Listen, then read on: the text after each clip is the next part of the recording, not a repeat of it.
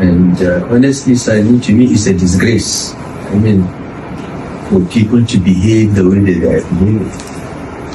So it means that all the years of saying we are for democracy and ideal, it was all pretense, it was all fake. And all the claims that we are fighting for true federalism and so on, it's all fake again. Yeah, because this government is trying to centralize everything instead of devolving power to the lower levels. But the sum total of this is that we are facing an evil of such a large proportion in the history of this country that if we don't all come together and end this Tinubu administration by 2027, Tinubu will try to be our Paul Biya. He will be president for life.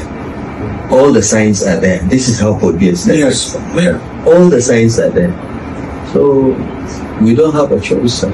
And you are our leader. You have done this fight. You have fought the military. You have experience in democratic governance. And when you and Obasanjo are in charge of this country, no one has been imprisoned because he has different political views. Absolutely not. Never, not once. Even President Buhari with his military background never did that. And here we are facing full-fledged civilians. But they are worse than any military regime we ever had. So your call that we must unite is a timely one. I think the people of Nigeria, sir, have made up their minds that this government must go, APC must be voted out.